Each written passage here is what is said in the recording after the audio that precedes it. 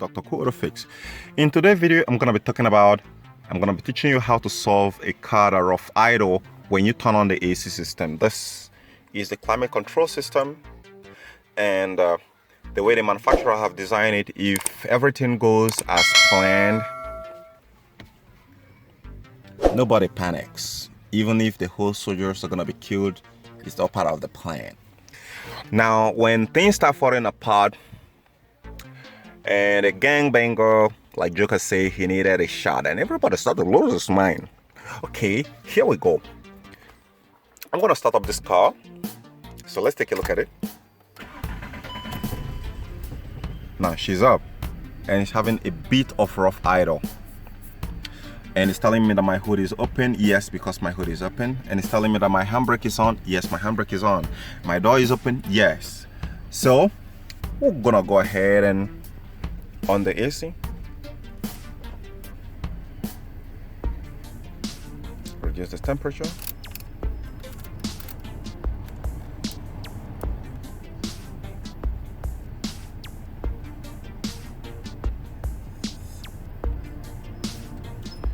Okay. Direct the airflow to come through the vent here.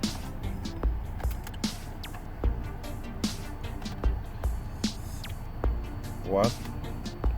It's blowing warm air.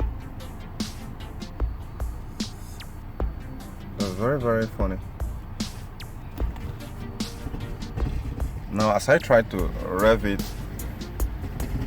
it's hesitating.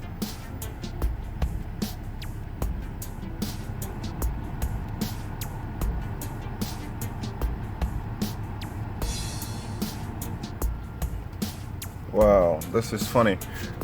My AC has been working, but right now it refuses to work. Okay, the guy just picked up. Seems like the system is having fun. Now, if you look at my engine here, it's vibrating. The fan just picked up, so the AC is back on. The first way to test it is, oh, here is really cold. And let me touch it again. They don't think. It's really cold. Okay, but in this case here, there is no rough idle. But let me try to step on the gas pedal, then you'll see for yourself. Did you hear that? Did you hear that? Let me take the camera. Let me rev it again. Okay, I hope you've catch that. So the first cause of this kind of a problem is insufficient fuel flowing into the system. Insufficient fuel, which can actually be attributed to fuel delivery problem, fuel pump, clogged fuel filter. I can actually say that it's quite been a long time which I replaced a fuel pump in this very car right here. Okay, since the my AC is back on, I'm gonna go ahead and shut it down, because funny enough, it's actually holding. There is no any rough idle. But in the case of those people who have it, I'm gonna be going ahead to tell you what you need to do. In this case, you'll be seeing the idle going up and down for both European models and Asian models. So let me go ahead and shut this AC off. Now let's go over to the hood. Okay, now here at the hood, I told you guys it was working, so maybe some of you guys didn't really see. So you can see how my hand is wet. So from the suction line. Now here is the tip. For most European cars, most of the causes of rough idle, like I said, cannot be ruled out of a defective fuel pump that is supplying low pressure. Then the high fuel pressure pump, which most oftentimes is equipped with FSI models. This 1.6 doesn't have that high fuel pressure sensor. I think they did an incredible job that they actually eliminated it, and the fuel pump is doing all that. Now, that is another culprit which you should be looking at. But two things here. make sure you check for vacuum leaks. That is number 1 or number 2, vacuum leaks. Then number 2, you want to check for misfire among the cylinders. Any misfire, even if it is 1, is unaccepted. Sometimes the misfiring we're talking about here might not be showing as a trouble code. And if it doesn't show it as a trouble code, let me shut this engine down so you can hear me. I don't need to be screaming loud this morning. I haven't taken my breakfast. So you go over here and shut it down. Now let's hit it. So most often times when you have a missing fire, misfiring in any of the cylinder, it might not be throwing any. You'll be looking and scratching your head looking for any P0301 or whatsoever, but it's not going to be throwing either P0301 or P0302. No, it's not going to be putting any of this code, because why? The misfiring is just very little, and it's not up to the threshold parameters which the manufacturer has set for it to actually, for the ECM to actually set a trouble code, and therefore it's below the threshold, and therefore it's not noticeable. Now, for you to be able to track this very well, go ahead and use your scan tool, then up into the live stream data, go to the ignition sparks. Most often times you're going to be having a 4 bangers, you're gonna have 4. 6 bangers, you're gonna be having 6. If it is 6 bangers, if it is 8, you're gonna be having 8. So dive into those mainframe there and look for check on the live stream data. Check the fault counters, misfire fault counters. When you check the misfire fault counters, if there has been any sort of history or little misfiring that's going on right there, is gonna be counting it. Should I explain this to you guys in better way? Okay, let me go ahead and use my scan tool to explain this better. All right, so it shouldn't be strange. Okay, before going in there, I want to leave that as the last episode of this very video. I'm going to show you how to be able to test that. So for this very moment, for most of you who have VW and most European models, you're not going to be seeing any air intake temperature sensor. If it fails, it does cause such problem. All right, then throttle position sensor cause such problems, and idle control valve cause such problem. EGR valve cause such problems.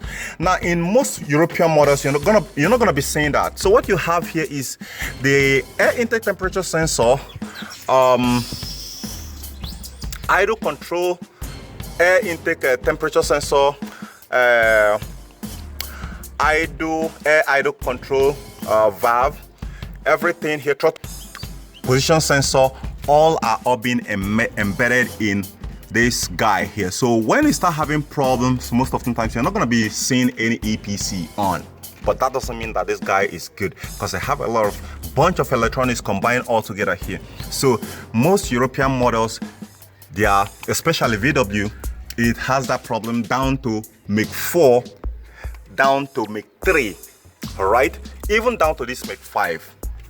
So this guy right here is your first culprit you want to check out. Get a brand new one, because if you get the used one, you don't know how many years it has actually stayed, and you can be able to vouch for its efficiency. Now, the other thing you also want to look out for is to service your injectors. Right, service your injectors, because if it is not delivering, if it is not spraying and it's just dropping, then there's gonna be problems. It's gonna be rough idle. Right, now when you have your scan to check for error code for map sensor or a defective mass airflow sensor, these two guys hardly go bad, but when they do go bad, they do create a lot of mess, but the computer is oftentimes good to notice them on time. So before I go on right now, before I round up this very video, I have my computer on right now. So let me go ahead and connect it, start up this car, then dive into the mainframe and tell you how to be able to use the live stream data to find a misfire inside the system, even when there is no trouble code. So let's go ahead. So go ahead and plug it up, which is somewhere here. Right? Then switch your ignition on. So let's go ahead and choose VW. I will bypass the protocol so I don't waste the time. So when it's done loading up, then I'll tell you what to choose. So let me pause it here. Okay, here we go. So system selection, engine control module.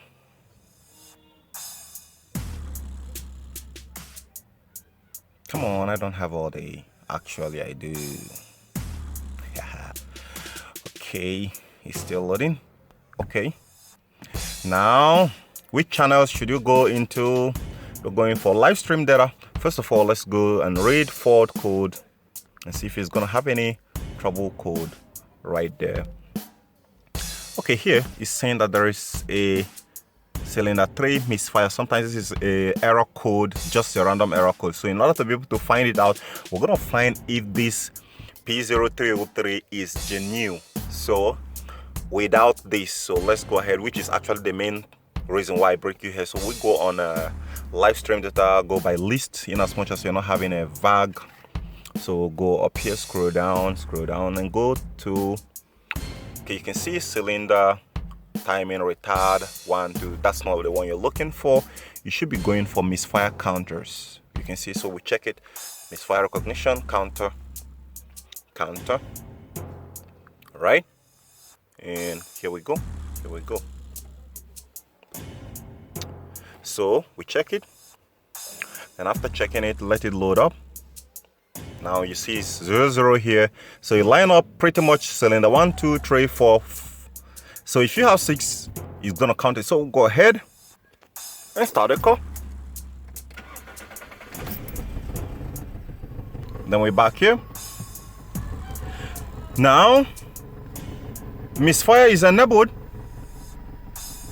and you can see right here, brothers and sisters. Oh my gosh, can you see something here? Initially when we started it, it was 0. Now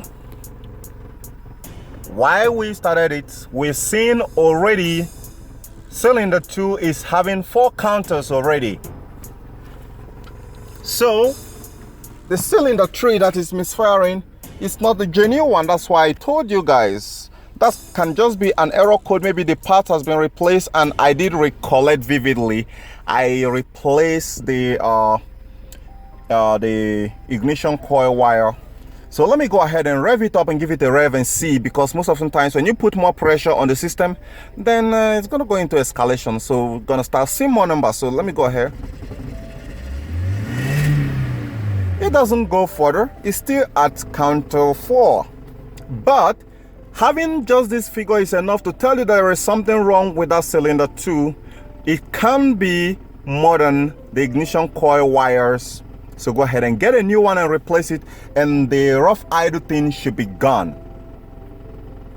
So guys, I hope you find this very helpful. Don't forget to give me a thumbs up, subscribe to my channel, and I gotta catch you guys later on the next episode on rough idle, because there is a lot of topic on rough idle, and I don't want to bunch it all in one place because a lot of you guys will not want to watch it.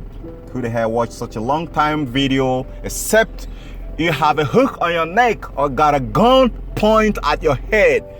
Let's go. Now you see that it's completely 0. It's all good that all of you guys are here participating. You can hear the revving right there.